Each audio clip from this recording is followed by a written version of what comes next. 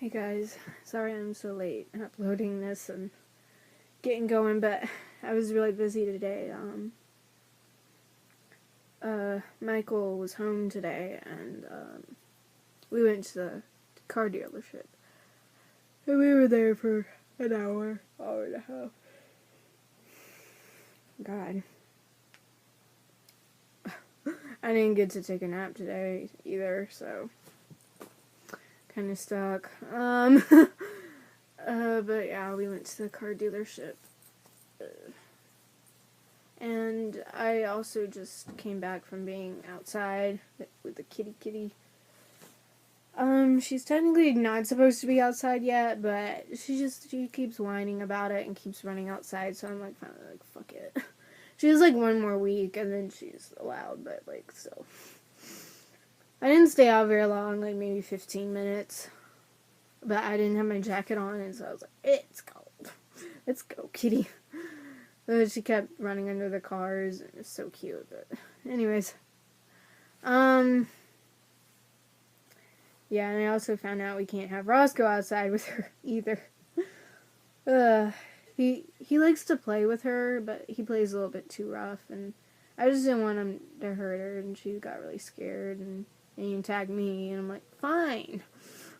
You're going inside. You evil dog. I know he doesn't mean to, but he thinks that I don't know. Like I said, he thinks every animal is a plaything, but or a dog. But I mean, I know he just wants a playmate, but Jackson's too old, Chloe's too old. Pumpkin doesn't want to play ever. Kitty plays with him, and she likes to play with him, but just, I don't know. I don't know why they like to play with each other, but yeah. Anyways, today is countdown number 11. And I had to do 3 stories today because one of them is super, super short, and yeah. Anyways. This one is called The Twist at the End by AIL267.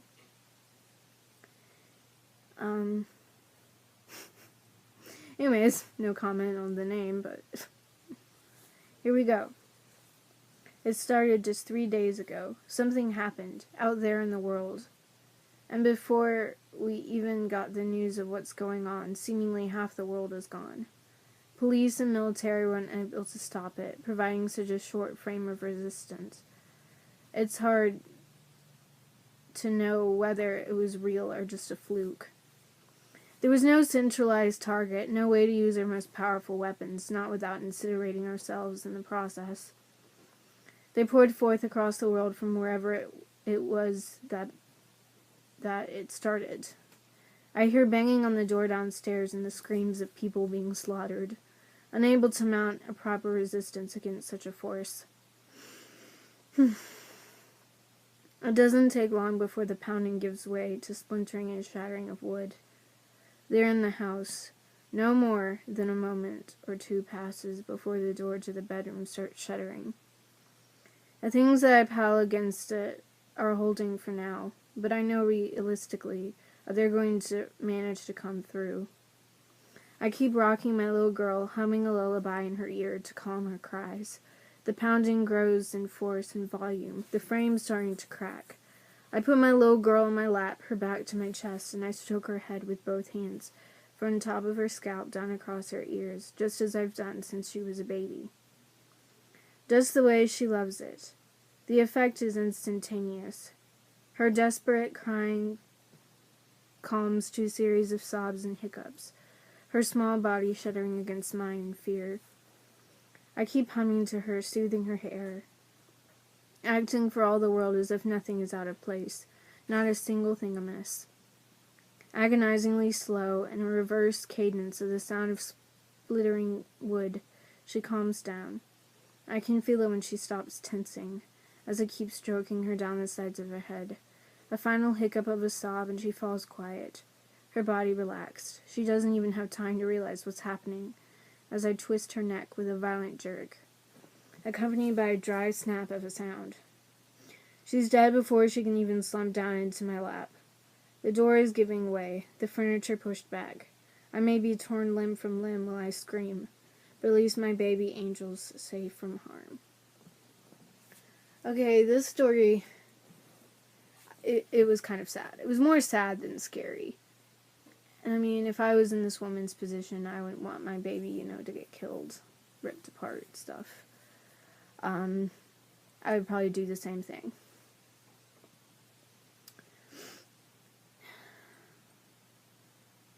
But I guess the point is, you really didn't save her, really, because, I mean, like, once you're dead, her body's probably going to get ravaged by whatever kind of monster they're talking about, but, still.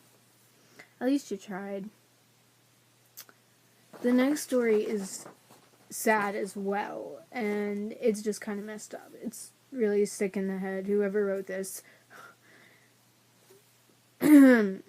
yeah, I didn't like it very much. I almost started crying because I just didn't see it coming, and then it's like, boom, wham. Anyways. This one is called Crying Isn't Going to Help, by Honest Rage. He sobbed as he feared what was to come. I pulled the trigger. If only he spoke and tried to reason with me, then maybe he could have lived. But that was obviously not going to happen. After all, he was born just a few minutes ago. Well then. Like, just go and shoot a random baby. Or your baby. Whatever. Like, this wasn't out of, like, sympathy. Or trying to or protection. This was just out of spite. Like, I don't want to have a child, so I'm just gonna kill it, I don't know if that's what this person was thinking, but, that's what I think that she was thinking, but whatever. I don't agree with abortion. I mean, your baby is alive at, like, 11 weeks. And, like, Michael cried when he heard the baby's heartbeat for the first time. I mean, I did too. But, I mean, I had felt the baby way before then.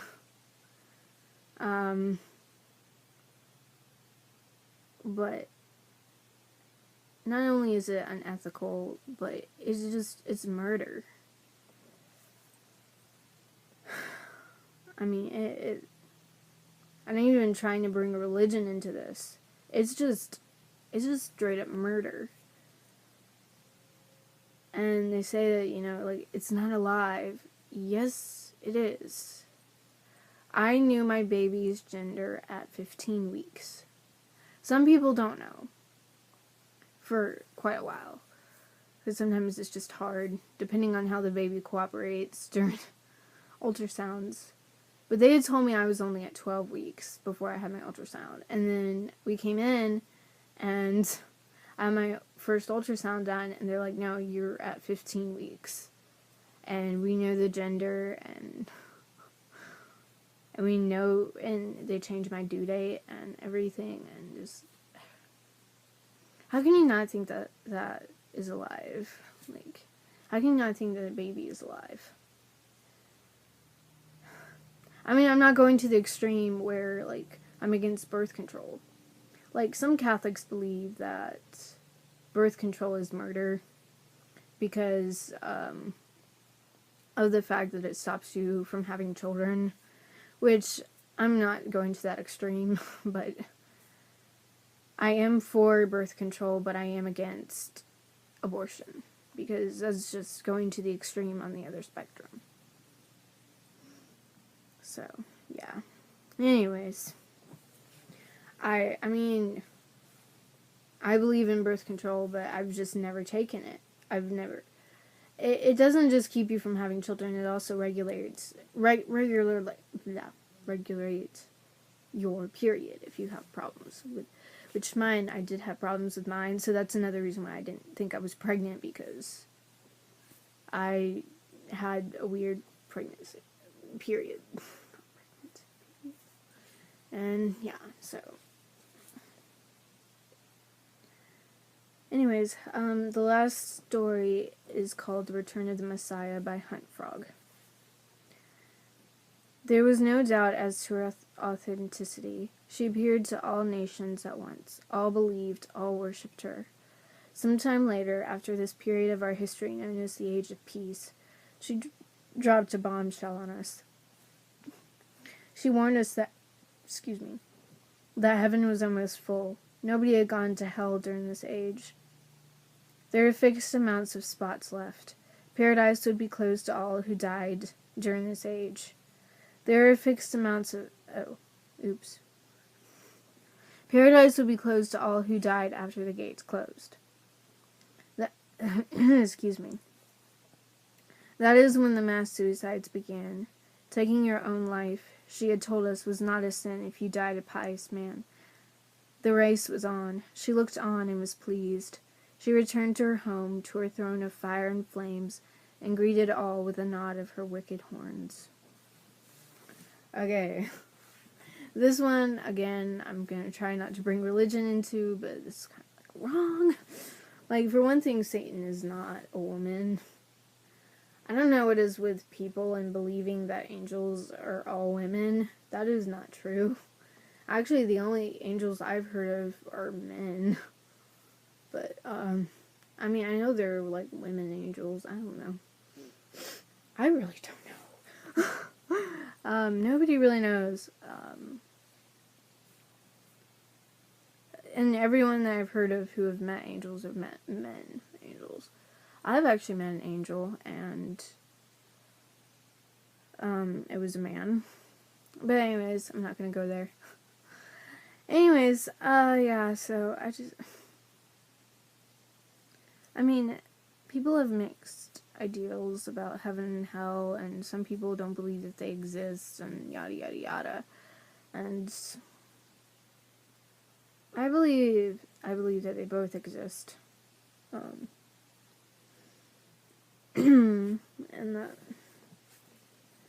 I'm not saying that women aren't evil. Women can be just as evil as men, and I'm not gonna be a feminist and be like, oh, women are perfect and we have to have rights and yada. Yes, we should have equal rights as men, but to go to the other extreme and just telling men that they're wrong just because they're a man is being sexist. It's okay for a woman to be sexist, but it's not okay for a man to be one. But I don't get that at all. Same with racism. I don't get involved in those arguments. Yes, I agree that they're wrong, but I don't know. Anyways, well, I should probably get back to eating. Yeah, I was gonna eat. Anyways, so I will talk to you guys tomorrow, hopefully. Hopefully it won't be so late, but anyways, I'll talk to you guys tomorrow. Bye.